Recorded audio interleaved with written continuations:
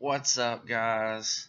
Coming to you, I want to talk to you about the Teen Titans, or as they're known now, the Titans. So, there's been a lot of stuff going on in DC these days. Some good and bad stuff with the Titans characters.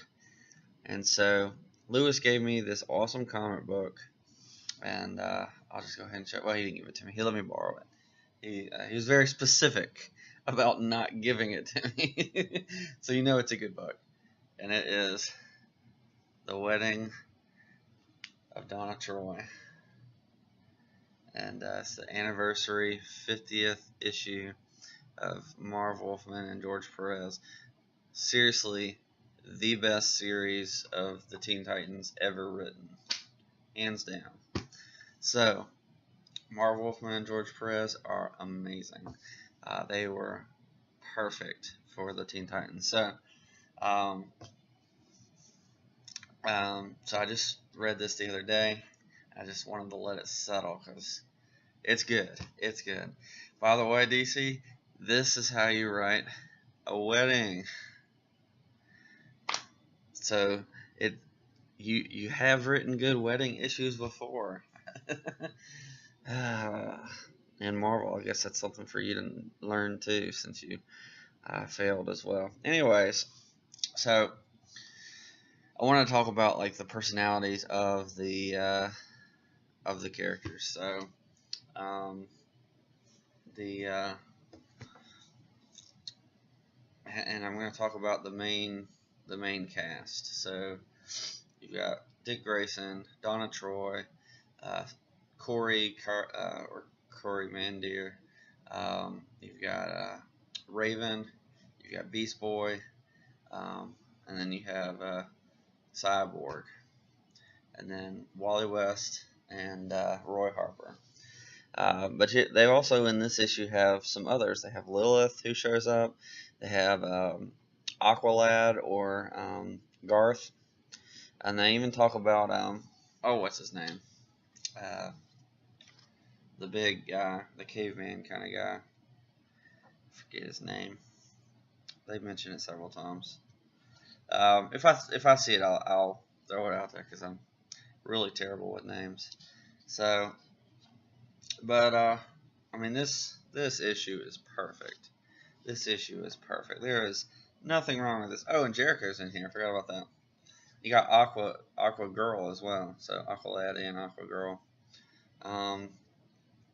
So that's really cool. But what's great about this, there's like no fighting, nothing. Just pure, amazing story. You see everything you need to know about all of the characters in one issue without fighting. And that's it. There's so much drama that happens, so many things that are happening with the characters that and you still get a feel for how good the characters are just by reading one issue. That's good story writing. Not what we got with Batman Wedding. So, alright, so we'll start at the beginning. Now, some of this is it's pretty dated. So, you can see kind of how old the look is. But I like the old comic book look. Alright, so you basically start off and it's Beast Boy, he's running around. And he's basically the wedding planner. And so he's running around to different people, telling them what they need to and not to do. You know, put that there, do this here, and it's pretty funny. And Logan really just gets into it, and you can tell that he's emotional, that he really feels like this is something he's got to do because it's one of his best friends is getting married, and so he really takes the responsibility himself, and he's throwing this wedding at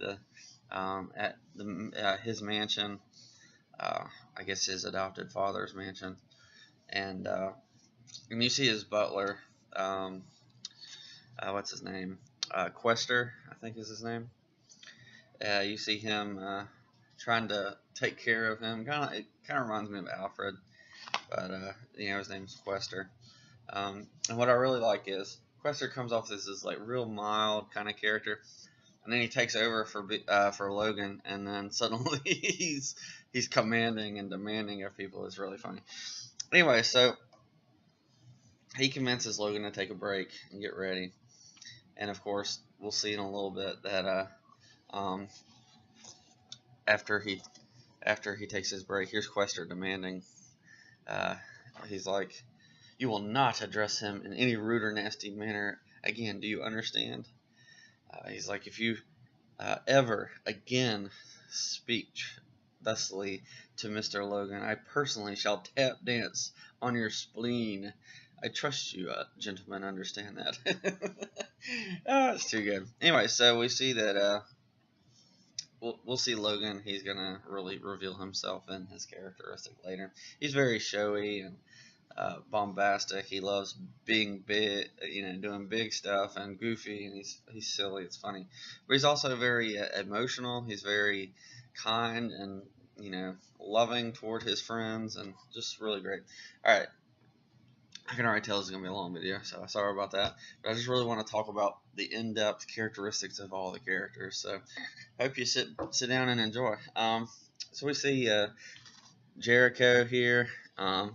I forget his real name, but I know he's a Wilson, Slade Wilson. Joseph, that's his name. Joseph Wilson. See, just reading comic books will help you learn stuff, right?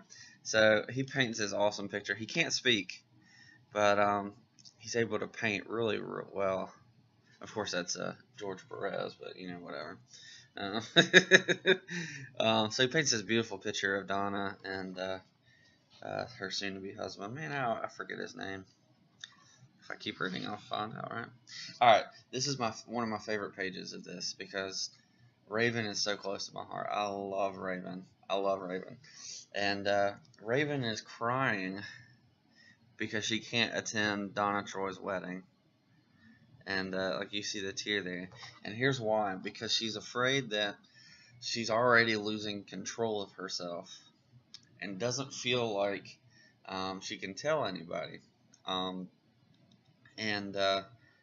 You kind of see that in excuse me.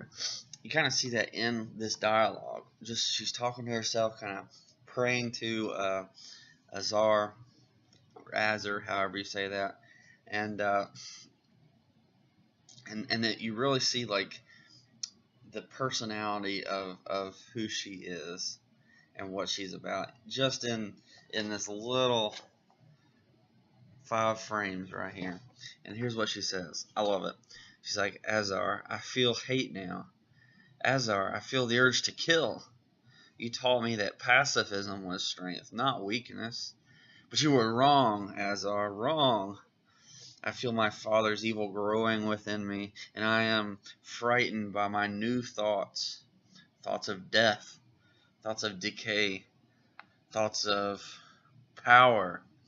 And I am frightened by these thoughts, not because I have them, but because I relish them." Oh, man. So she goes on, "Help me, Azar. I desperately wish to stand beside my friend at a moment of her greatest happiness. Yet, because of what I'm becoming, I cannot. Give me comfort, Azar, or damn me now to hell. I cannot abide what I have become." Whoa, that's so good. That's so good. I wish comic books were written this well today. We just don't have that. It's really sad. But man, it's so good. So she has this internal struggle. She feels like she's relishing power, and she can feel herself slipping more and more to her father. Well, when she was young, she was taught pacifism, which is my favorite aspect of the character, that she will not fight. And when she does, she's overstepping who she is, and she's slowly and when she fights, it's because she's slipping away from her mental blocks to keep her father out, Trigon. and she's slowly slipping into his evil and allowing his evil and emotions to take over. And so she forces into pacifism and non-emotionalism. She suppresses her emotions and forces a pacifism because she's afraid that if she doesn't do that, then she's going to slip into a place where Trigon can easily take over. Honestly, the problem with the modern adaptations of the characters, I feel like if we were going with the principles of what she started off as, trying to keep Trigon out, all the stuff that she does now, especially with the fighting, there's no way she'd be able to keep herself from allowing Trigon to come in. So I'm okay with her fighting to a certain extent. I think you just need to write it in a way that she's really careful what she does, and not just full out fight people. That's I don't think that's Raven. That's so Raven, right? So I really hate that, and I love the shadow. Like, she's dressed in this shadowy cloak. I love that cloak, but she kind of just has like a hoodie cloak now. It's kind of weird. I don't like it as much. It kind of has like a tip brim, so to look kind of like a Raven-ish. I really like that. I really hate that they changed the costume so much. But yeah, you just in this one page, you see all you need to know about Raven. She's a pacifist, doesn't like fighting people because she knows that if she goes too far, she can release Trigon. And she's afraid of emotions because she's afraid that if she allows herself to feel, then it will lead her to Trigon. So, beautifully written, beautiful. And you see a little bit later in this comic, I'm not going to probably touch on it, that Donna understands. She's like, I wish Raven could have been here. And her and somebody else are like, we really wish she would talk to us. And I guess in future issues, if you keep reading in this series, you'll find that I'm sure that they have a talk. Alright, so we have a little talk here with Cyborg, and he's talking to his girl, and he's worried that because he doesn't really have a secret identity, he is who he is because, well, he can't really hide himself. That he's afraid that if he shows up to the wedding, that everybody's going to know that all these other people are actually Titans, because everybody's seen him. So it'd be like anybody else has a wedding, and then all these superheroes show up. Now everybody knows who you are. Oh, 1, 2, 3. Oh, you're that one, right? So, he's worried about that, but Logan had promised him that he had taken care of it, so he's kind of haphazardly trusting Logan to have taken care of it. So then we see Logan show up in this crazy outfit. It's not crazy. It's just a very flashy suit, very loud and pronounced, and which is Logan. Then he runs off. He's like, where is it? Can't anyone do anything without me? Of course not. There's a whole side quest or side plot that's going on throughout this, which is that what's her name? What's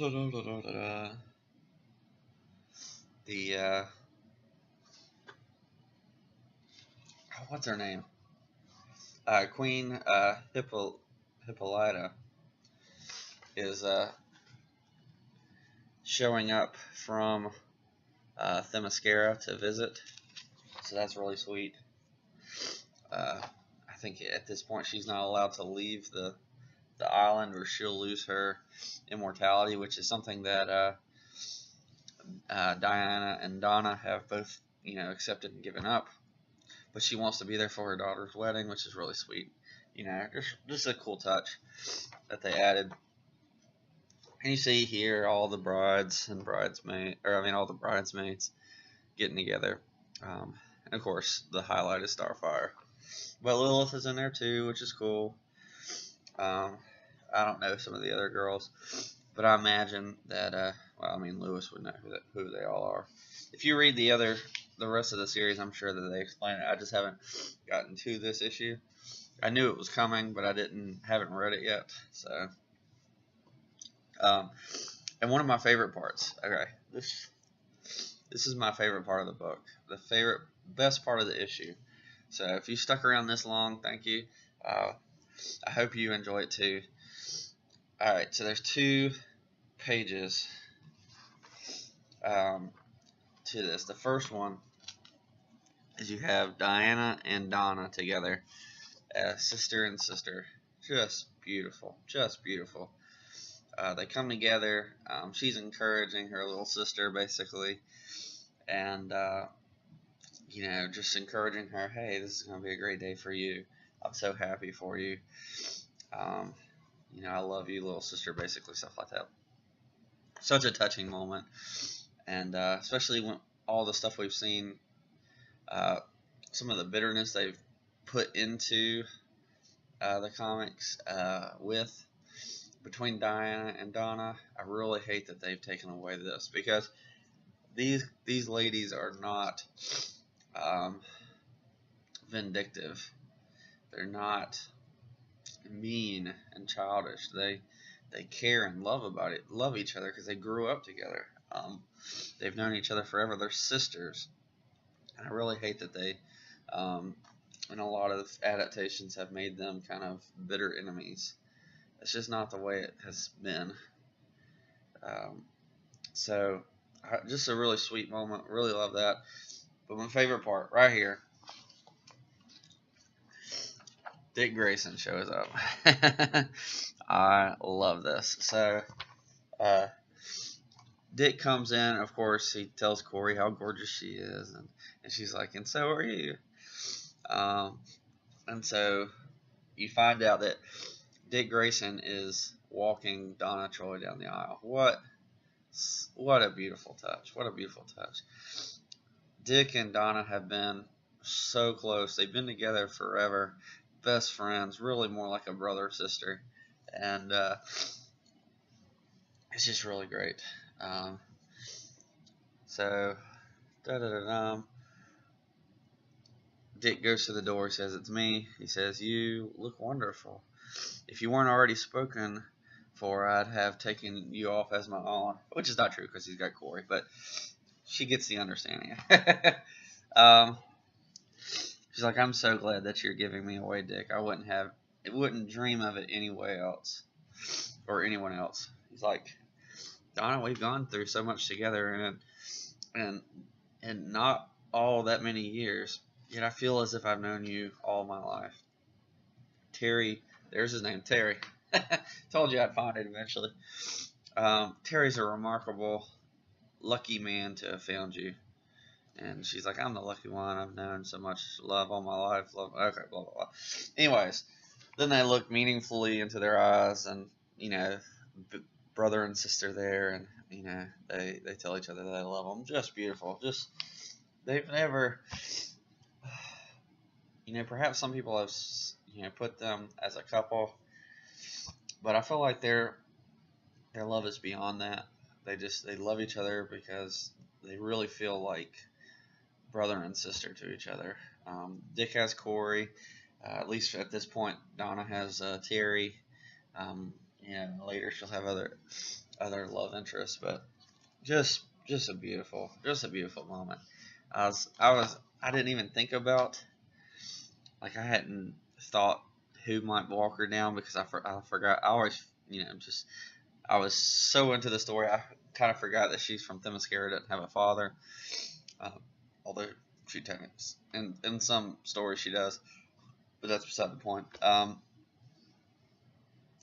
And so, as soon as I saw that Dick Grayson was gonna walk her down, I was like, who else? Who else would walk her down there? It wouldn't be Bruce. It wouldn't be anybody. It would be Dick Grayson.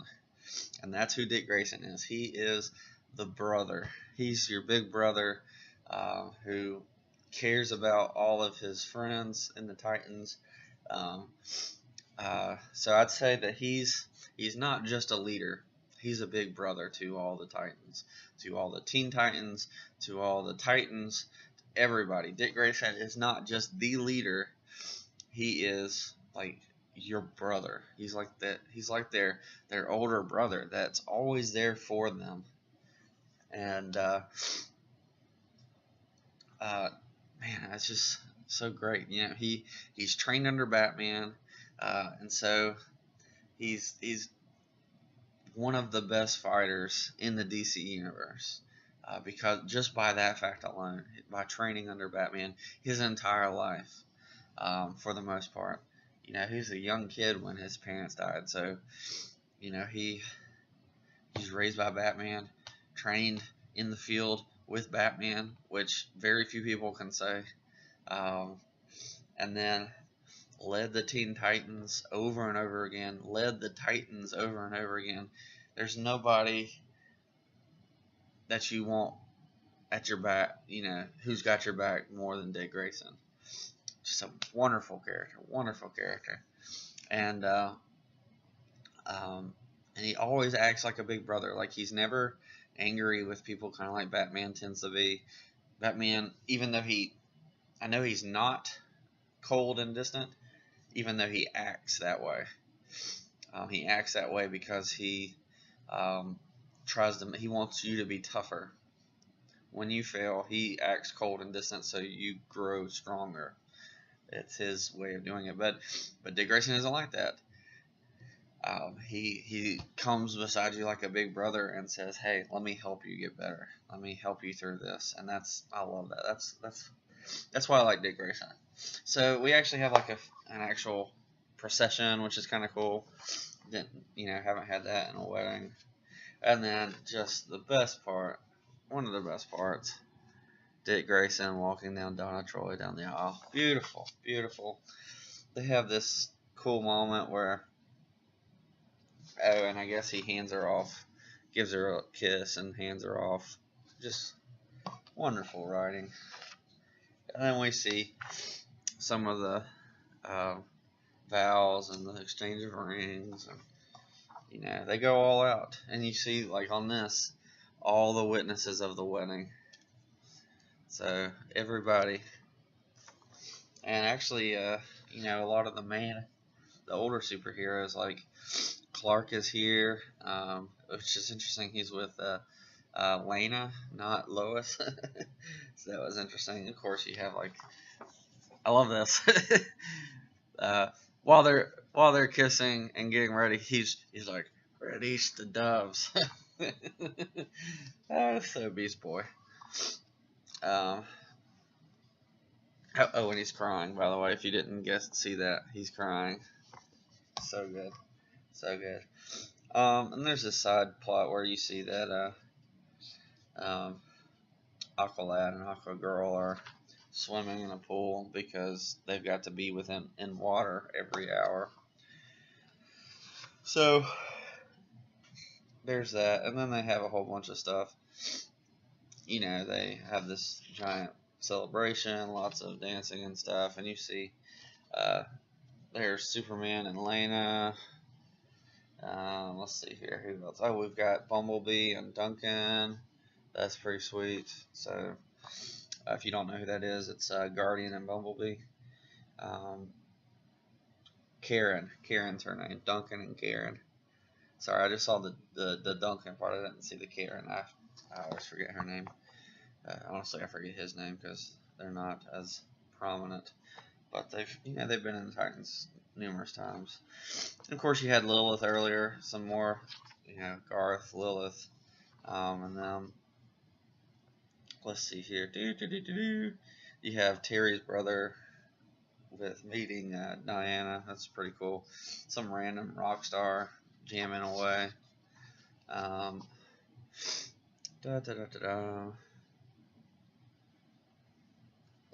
said Duncan. His name is Mal. Mal Duncan. Sorry about that. Just a little. Anyways. And then, you see this cool scene with Dick and Bruce. And and they basically kind of get together too. Let's see.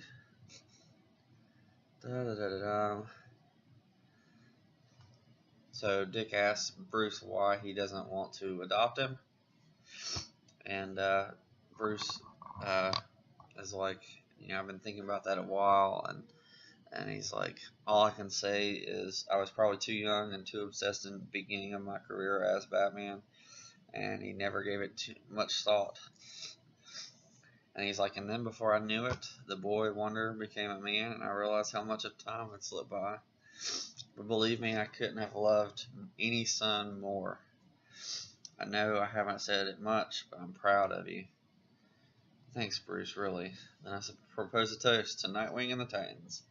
And then Dick says to Batman and the Outsiders. So good, so good. Just the wedding brings people together. Dick and Bruce are brought back together, and they, you realize that they're all right. Dick kind of never he was afraid to ask Bruce why he wasn't adopted, but yeah. So all right, trying to not take too long with this, even though this has already been a huge video. So Cyborg talks to Beast Boy, and Vic is kind of on to him because nobody has asked him about his weird looks, and Logan explains, oh well, I've got my dad using his mental powers to cast a different image on you for everybody. And Cyborg freaks out. He's like, of course, because nobody would ever think of me as normal and stuff like that. And then you have later Logan kind of goes outside, and he's kind of real sad and crying because he feels like every time he tries to do something nice for his friends, it drives them farther away. And Vic comes out and apologizes to him and saying, hey, I'm sorry, that's not, I didn't mean to snap on you. So that's really cool. Just some great character development. I love Beast Boy and Cyborg. Vic and Logan are a priceless duo. They're like the DC version of Iron Fist and Power Man. Too good.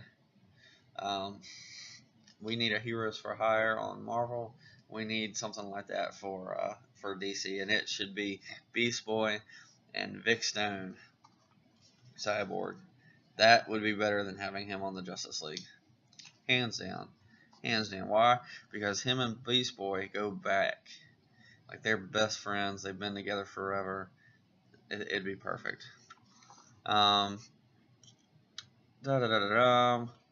So, everybody's a little jealous of Starfire. There's a little bit of talk about that. And then we see Jericho jump on an electric guitar for some reason. So there's that. And then you see Hippolyta, blah, blah, blah, blah, blah, blah. They give Beast Boy a caterer badge. Master caterer. That's funny. And that's about it. You kind of see in the end you have Donna Troy and Terry. They are married and they're on honeymoon. And then you just kind of see them fly off into the sunset. Beautiful. Just a great way to end the first 50 issues of your series. Great way to do the Titans. I know I didn't mention Wally and Roy yet. They're in this issue for like a minute. And they're just kind of joking around, hanging out with their girls. It's really funny. Some of them have already been introduced in other issues, and this is after Wally has ceased being the Flash, and he's just Wally at this point. And Roy Harper's, I can't remember if he's put up the arrows for now, but you know, they're there having fun, because I mean they're a big family, and you know, a lot of weddings, it's mostly family and friends, and for the Titans, like their family are the other Titans, and a lot of them are misfits. Like they don't really have friends outside of superheroing. They're all friends with their superhero friends. Um, you see, like in Marvel, a lot of the teenage heroes, most of their friends are, you know, regular people. But with DC and the Titans, their friends are the Titans. Like they're with each other, and this is just an excellent issue. Excellent issue. It's probably real cheap to find, because it's an old book and they probably don't put a lot of worth in it. But I've really enjoyed this. Thanks, Lewis, man, for letting me borrow it, and I highly recommend it. I'm not gonna put that in there because it's taking too long to put in. Highly recommend it. Back in the day when the Titans were really great, and they've never really matched that greatness since. And I really hate to see some of the things that are really hate to see some of the things that they're doing to the Titans characters. And so rather than, you know, just sit around and complain about it like I could easily do, I want to show some of the good. Like this is who the good characters are. And I'm not giving up on comic books and reading new comic books yet. So I know it's been a few videos since I've done like a true review of a comic book. You know, I've been doing a bunch of other stuff for fun. So I haven't stopped doing comic books. I'm not going to stop doing comic book reviews. I just hope you enjoy some of the plethora of things that I've got going on, different topics. You know, I want to branch out and do a bunch of different, you know, topics and expand the channel a bit. And I will be talking about comic books and stuff in general as much as I always have. And you know, so stick around. So I'm not just doing like old comics and random stuff in science fiction. I do have some. I've got some really awesome comic books to review soon coming up, or you might say terrific.